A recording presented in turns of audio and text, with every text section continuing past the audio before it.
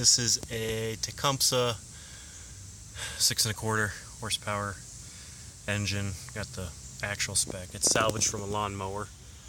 I've taken the top off so I can use a drill to start it so I don't rip my arm out.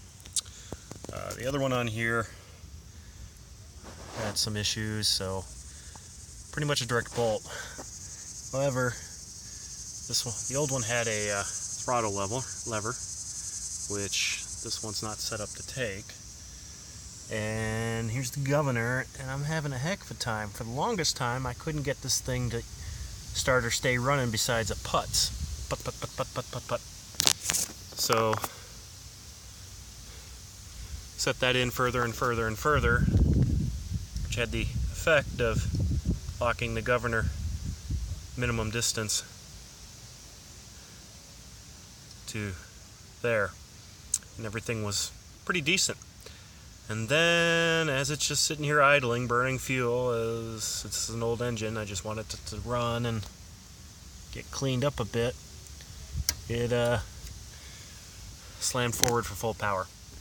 And by full power, I mean well over speed. I could not use the little cheap tack that I had, get a measurement off the fins, but sounded more like a chainsaw running than a 4-cycle engine.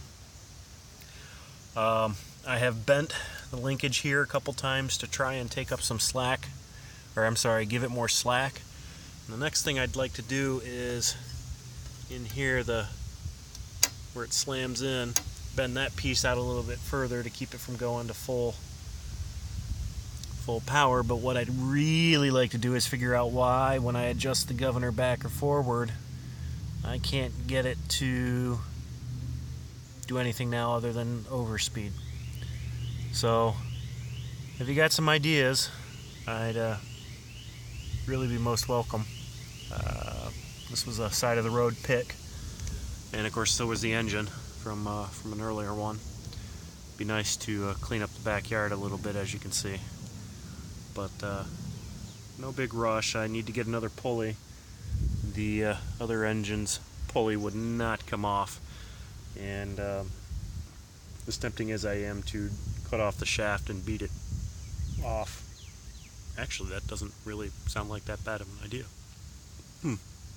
Well, still need the engine working. Thank you much.